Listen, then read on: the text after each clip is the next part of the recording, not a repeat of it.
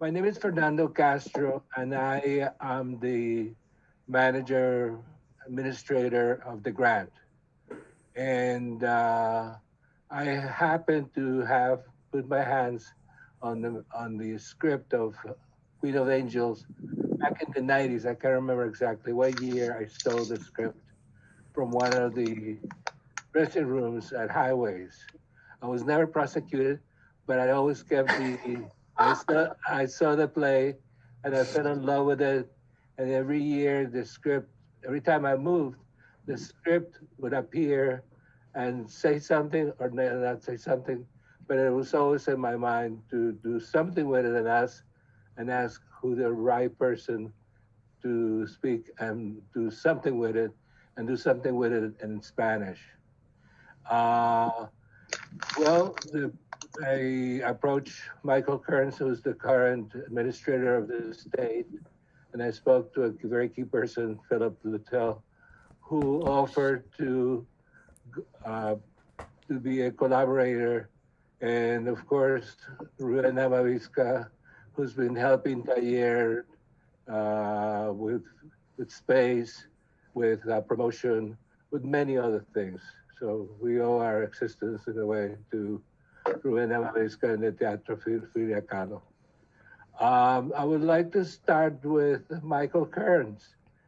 He knew the writer intimately, and so I would like him to ask him a few questions and basically take us through who was Jim Carroll.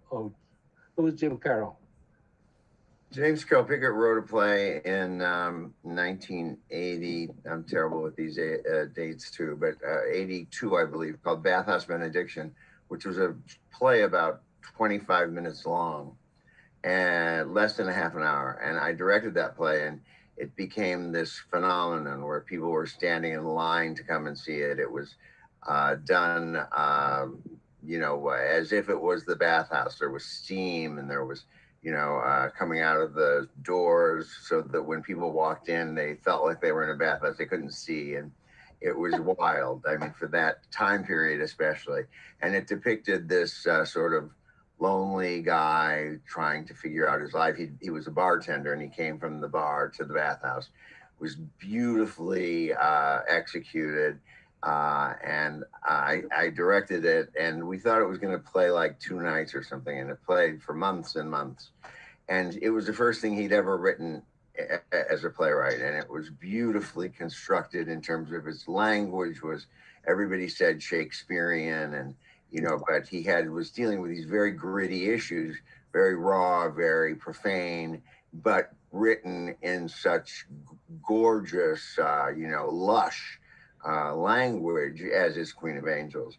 Then he wrote a play called Dream Man, and I was lucky enough to play that role all over the world, all over America, then all over the world ultimately, and that became sort of a signature part for me. And his one of his biggest moments. Well, he only had a few, sadly, moments, but they were big ones.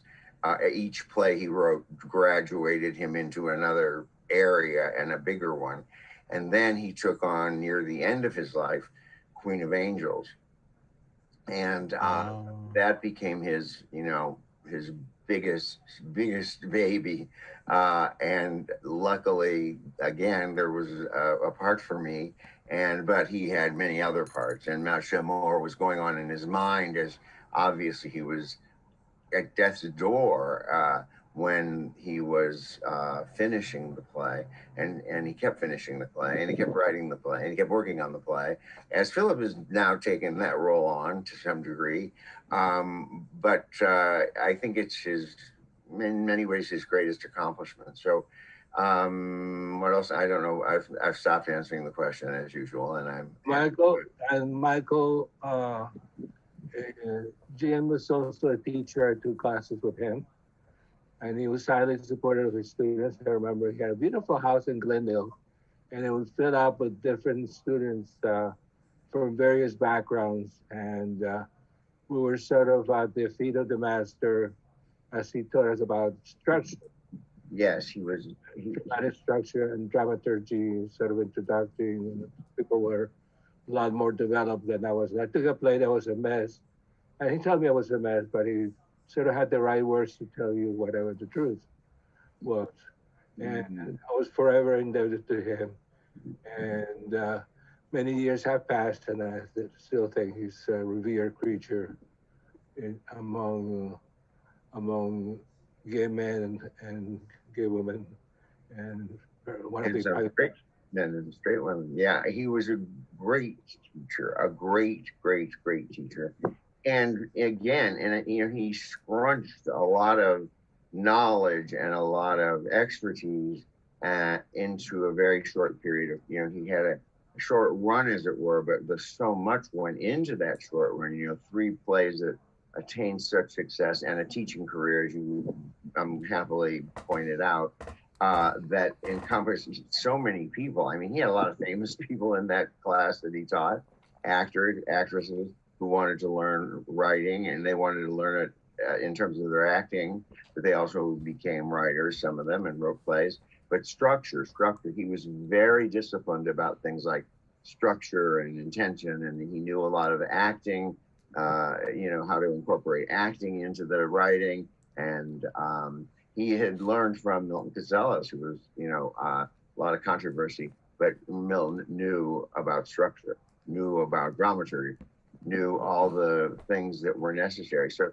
Picket's work is very clearly, cleanly constructed. In spite of its wildness and its abandon, there's real structure. And the sentence structure, let's just talk about a sentence in and of itself, then let's talk about 3 sentences, and then a paragraph, and then how it moves from one thing to the next. I mean, it's just, this construction of it is brilliant, beautiful. I've never before or since had such language to put in my mouth. It's amazing language, just amazing. And there have been a few, but no one's better. I'll say that. There's been no gay playwright that I know of that's a better playwright.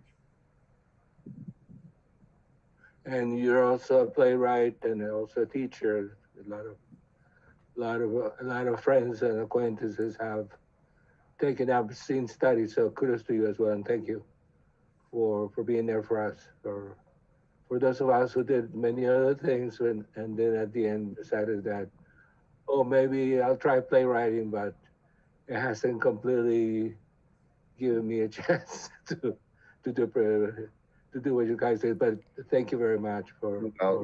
My inspiration in many ways is him, and Robert Chesley is another one who, gave me. Robert Chesley, who wrote Jerker, and those guys gave me the permission to go into levels and degrees and dark areas of sexuality and to be totally, there's one thing to be a gay playwright, and it's another thing to explore elements of sexuality as openly as I've been able to. And I never would have been able to do that without Picket and his openness around those things.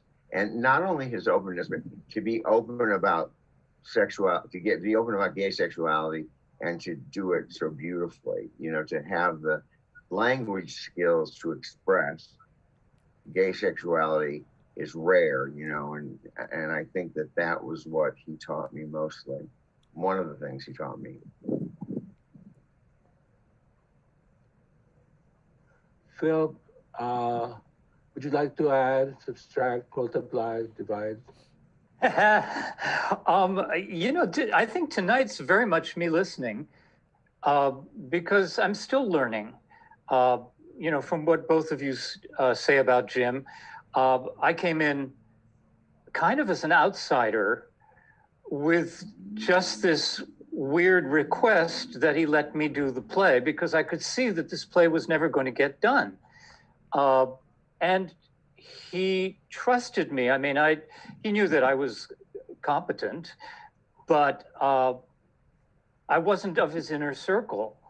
And I wasn't, yeah, it was a real act of trust. And so it was an extraordinary thing. And so on some level, I'm still a stranger to the whole world, the universe that is around this play. One thing I'm just going to add right now, because the point is fresh. Michael talked about the language. And I just want to say that working with this, you know, listening to the Spanish, watching the actors deal with it, this translation of Liane's and Ruben's has kept the rhythms, has kept the richness. You know, you can't cheat that. If there isn't the richness, those things don't happen inside actors. And I've seen the actors here, I mean, they've just blown me away. And I know that is because the play has been successfully transported into Spanish with so much intact and with its own Spanish soul. That new thing that, of course, a translation makes happen. You know, everybody loves English Chekhov, you know. So, so anyway, that's all I want to say right now. What about your position as an elder? As an elder? What are you talking about? Oh, que fina. Anyway, so yeah, if I have any value as an elder, is that I have a lot of great stories, and I'm still ticking. I'm still kicking. I'm still unsatisfied. I'm still ambitious. I'm very hungry. And if there's anything to take from that for anybody younger, it's like, you know, we look older. We're not necessarily wiser, but we might be a little wilder if we do it right. So, yeah. Ruben, what's been your experience in working with this play as an editor, as a listener, seeing us work and seeing the work develop into the other language? You haven't had a chance to see the production, but just tell us what your experience has been, and also your role as a teacher and as someone who's passing the gifts of knowing theater and also passing it to other generations. Well, my role in this production was kind of limited due to other compromises or other things that I have already planned and I'm working on. But it was just to check on the proofread, the translation that Liane did. And so I did very little. Mostly was just to check the rhythms and try to keep it within the same timing of the English. But mainly the work was done by Liane. I just corrected a few things and tried to maintain the rhythm that I saw in the English play. When I read it, immediately brought to mind the Grand Guignol, the things like Valle Inclán, Divinas Palabras, no Cuna de Lobos, well, that type of theater, the Teatro del Esperpento. And like somebody mentioned Shakespeare, I mean, for me, it's more like I. Johnson. It's a pity she's a whore. And the language, the richness of the characters, the connections with the Greek myths, but at the end, it's just a love story, very interestingly put together. It's madness, it's love, it's desire, it's the whole thing about loss. So in the face of death, because let's face it, characters are facing death at their doorstep. So it was very interesting to me. And I wish I could have had more time to work at another level in the production, but it was a very interesting experience. I have not read a piece of theater like this. I mean, even myself, I use sometimes a lot of poetic language when I write, but not at this level. And partly is dream, partly is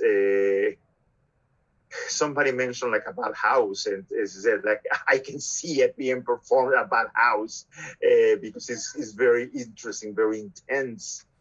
But I mean, like everything, has been a learning experience how to translate this poem into Spanish, because to translate a plain play is very difficult.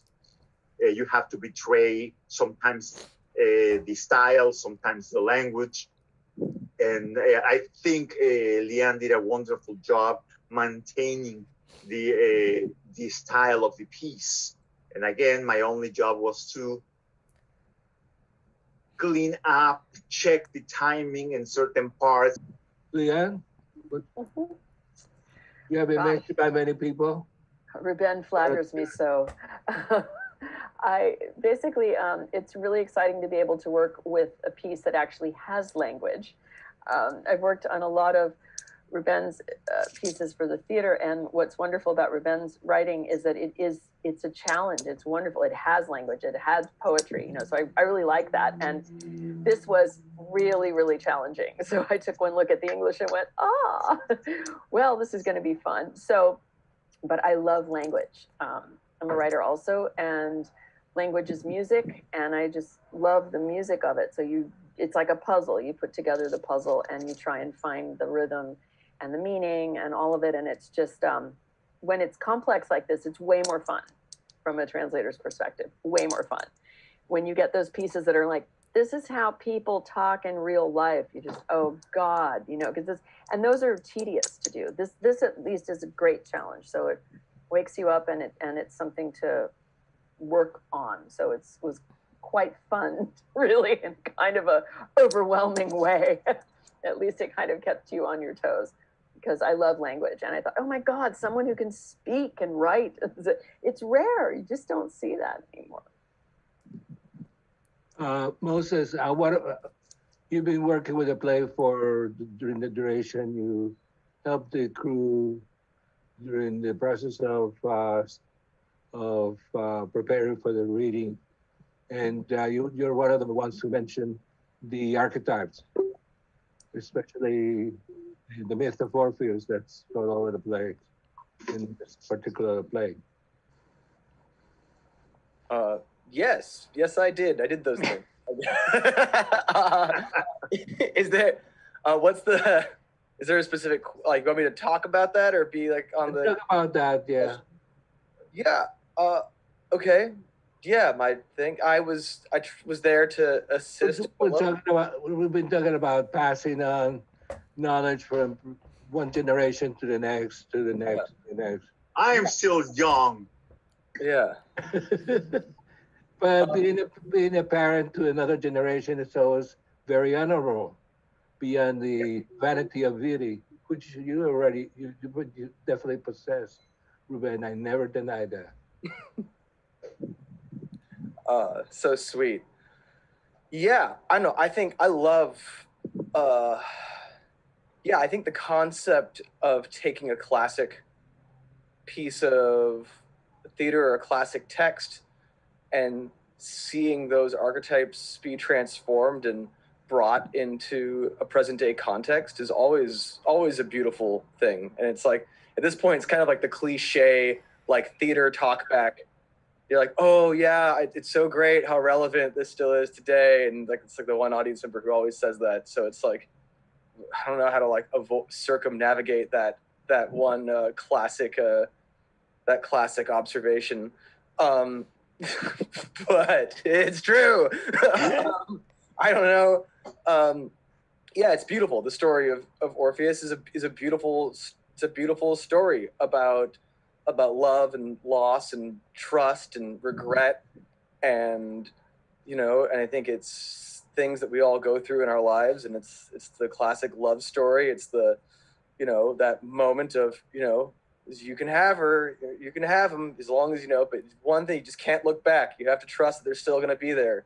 And then he fucks it up and he looks back and he loses it, and it's kind of like the same thing with the sailor at the end of the play, or the whatever. It's like it's these moments in our lives and these mistakes that we make that we can't really take back, and maybe we wish we had, maybe we wish we hadn't, maybe we can learn to appreciate them.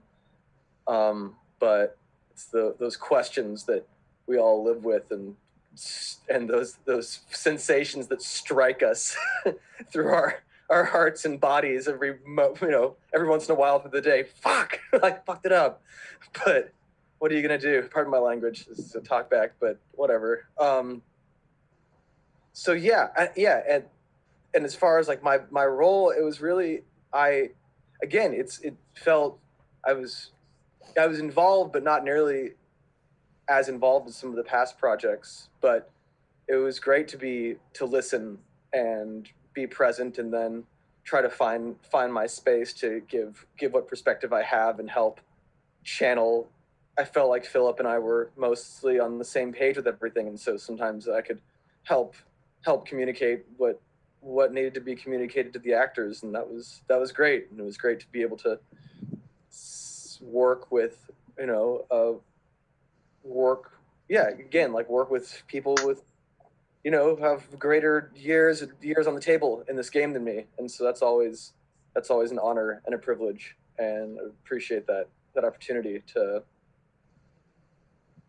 be able to engage with the play in that way. I don't know. Anything else?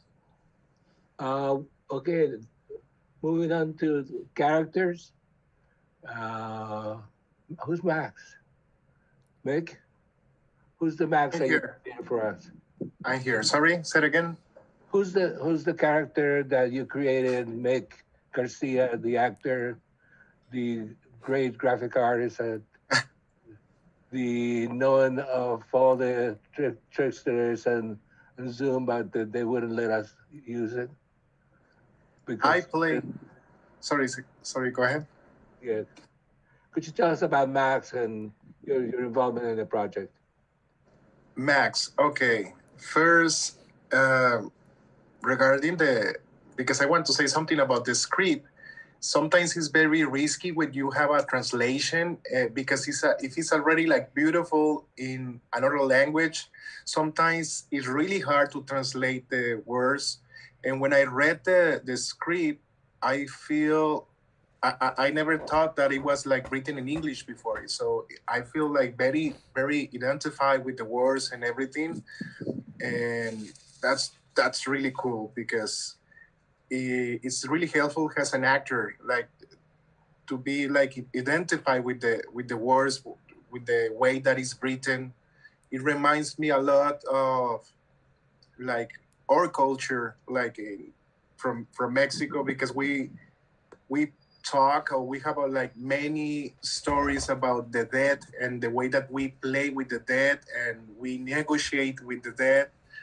So reminds me like films like Macario or some other films that those are like my favorites, which is like magical realism. So this story has magic, and when I read Max, I feel also like very identified because he's like really like a human character. It's not black or white. It's a character. He has mistakes. It has love. It has a lot of feelings debating in his head, and we can see like those two realities when we are like reading the script and during the whole play. Oh God, I wish that I can see like how it was displayed before. I mean, I really love the script. I have such a long time that I don't read like a script that I feel like touch. and this is a good one, yeah. And that's it.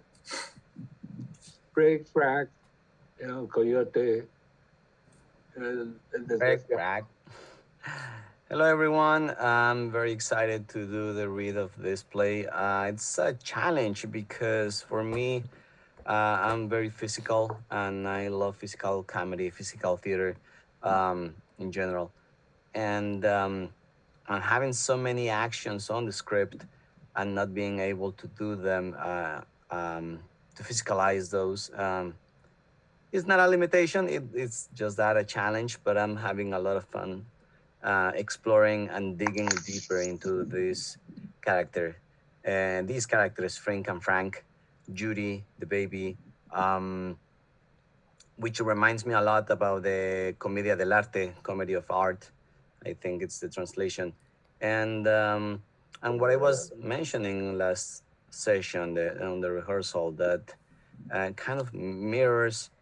It reminded me a lot of films like Cabaret, where you see situations, sad moments in history, with the Nazis and all that, and suddenly cut to the cabaret, the seduction, and the fun and laughing. But it was a laugh, a laugh that it was inside crying and suffering. So I don't know why it comes all the time to my head, that image of that switch that Bob Fosse was doing with that film with Frank and Frank, kind of like mirroring what's happening to Max and what's in the storyline. Yeah, I agree totally with Mick. It seems very much like a magic realism magic. I like it a lot, and I wish it were a little bit longer. When we were doing the read, it's like, oh, it's over, 30 minutes or maybe less when we were timing it. It's a huge satisfaction to be able to play all these roles at the same time. Edwin, what part do you play? Oh, I play the part of the Queen of Angels. What did you like about the character? What didn't you like about the character? Oh, well, the part that I really like about the character is that he is, or she is, very, very dark. And usually you're not that dark in your real life. So it was really interesting to feel all this anger that the actual character has. Yeah. And so how did you like the project overall? Oh, the project was really good. It applies, I think, for. I mean, I know it was written and it was the play was performed for the first time in the 90s, and I think it applies for the actual time. Do you have any advice for young actors? Any advice? Well, if you really like acting, just go for it. Don't think about it twice. I mean, if you really like it and if your heart is into it, just do it. We want to ask the state of Jim Carroll for permission to bring a new character into the play, and the name is the Vanna White of the Underworld. Lorena, ¿cuál fue tu experiencia trabajando en este play, en esta obra? Philip can do whatever he wants. Tu micrófono. Easy. Tu micrófono. I don't get to do much. Things happened to us. Lenora happened to us. It was the best discovery. I can't wait. Yeah. Fíjense que fue muy interesante. Yo creo que a todos, no sé si para algunos de ustedes ya habían hecho alguna cosa así en Zoom.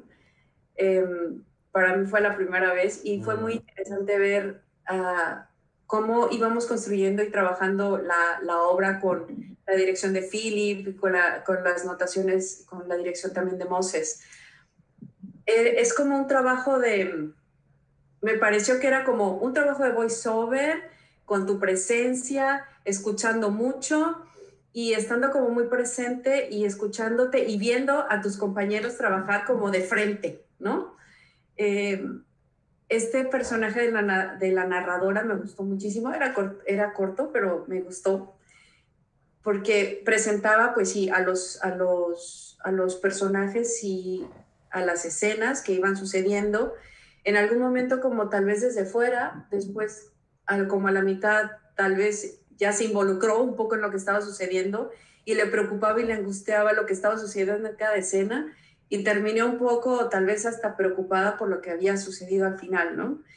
Que se supone que el personaje no se involucra, pero me encantó la idea de intentar, ¿no? Que se involucrara un poco, que estuviera al final no solo en la cabeza, sino que estaba ya de alguna forma como participando o sintiendo lo que estaba sucediendo. Gracias, chicos. Me encantó. Si lo volvemos a repetir o hacemos otra, yo feliz, encantada de la vida, de trabajar con toda esta gente tan maravillosa, porque creo que soy de las que estoy como comenzando. Ustedes ya tienen muchísima más experiencia, tienen más escuela y todo. Yo estoy como atrás y me encanta trabajar con ustedes. Los quiero. It's very convincing, whatever she said. I believed every word of it, and I'm convinced. We cannot translate it, you will be mad. It's gonna work. I'm very liar, Michael. No, you were very convincing. I could tell. I could tell your intention from the beginning. Antonio, ¿cómo estás? Sí, señor. ¿Qué te parece el proyecto? Tengo que decir que es este concepto nuevo de hacer ahora teatro, pues es totalmente nuevo, no entendía bien didn't understand the concept behind this project. Oh, you want me to say it in English? I could try my English. Okay, let's try my English. Sorry. So I was saying that this new concept of doing theater, it's weird. I felt a kind of I need a theater. It's better for me. I like to feel the people, the public. But anyway, so this is something new, and that's how we're doing. So I just roll with it. I also have to say that this play, I've never heard of it, never saw it.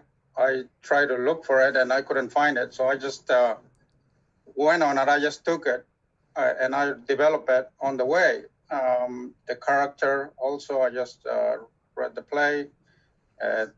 Also, I think it was very short. I would have liked it longer to be able to develop the character a little more. But I just did it the best way I could with the directions of the directors, Philip and Moses. He really helped what they told me about the character and the play. So it's good. It's good if we need to do theater this way. So let's keep doing it. Let's keep doing it, and I'll get better on it as I go. And thank you for inviting me. Thank you. Okay. Any burning desires? Did everybody understood? Yeah. Everybody understood, right? Oh yeah, okay. No, you said it great. I just want to add, you did fantastic work. You know, Zoom readings are the toughest thing on earth, and everybody in the cast did something I'd never seen in a Zoom reading. You know, I loved it. To make me love a Zoom reading, you were great. You did great work. Thank you.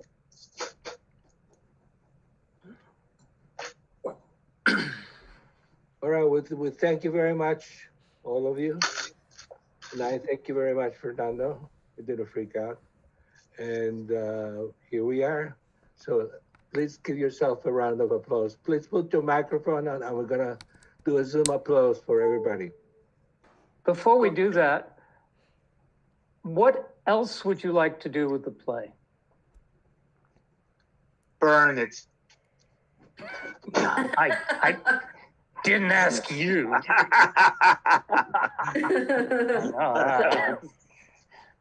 Future plans for the play. Definitely stage it once we go back to normality. There's another possibility of also doing the other half of the play. We just got to the point where we sort of give you a taste, but not the complete play. And so examine the dynamics of reading the other half of the play. That's another possibility. The other thing is to have some sort of colloquium or some sort of meeting of people who have participated in the play, and sort of have their reflections on it.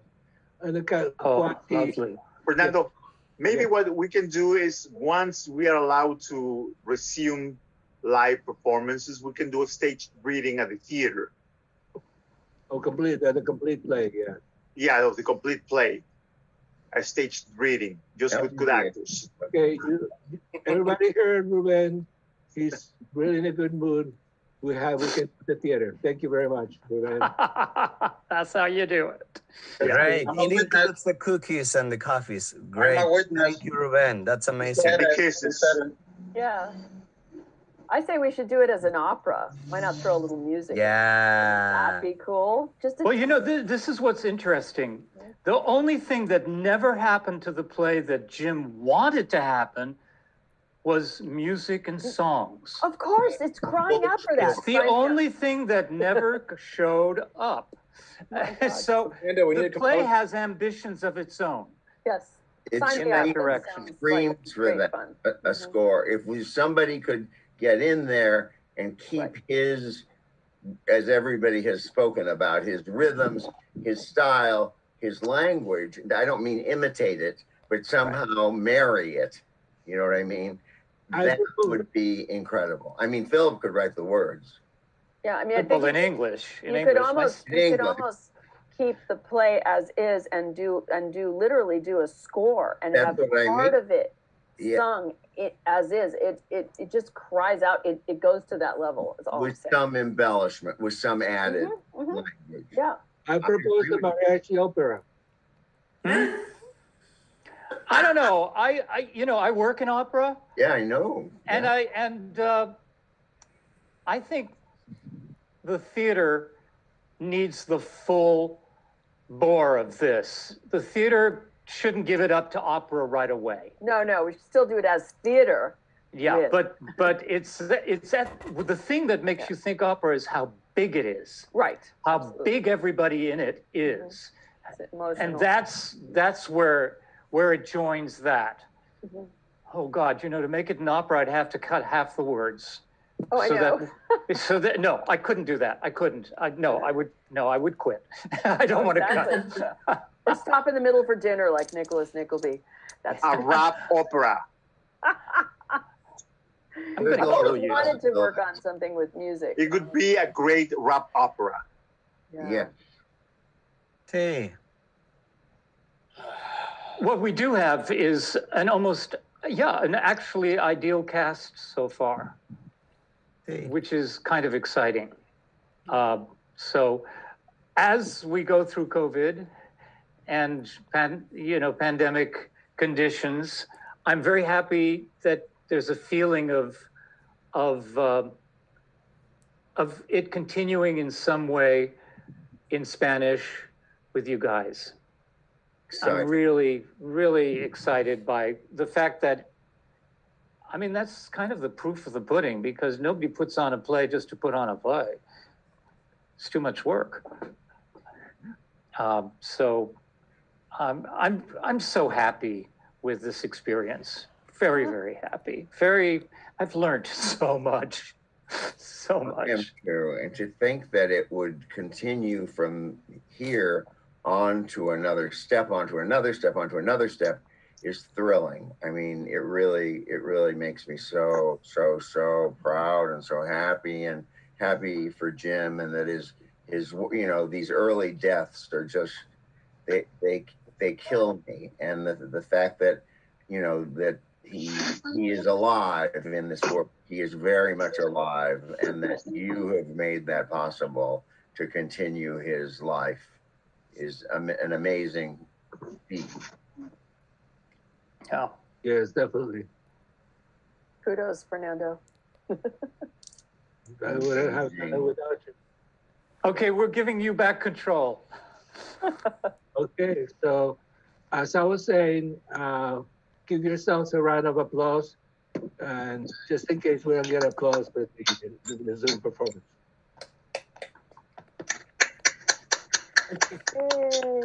Yay.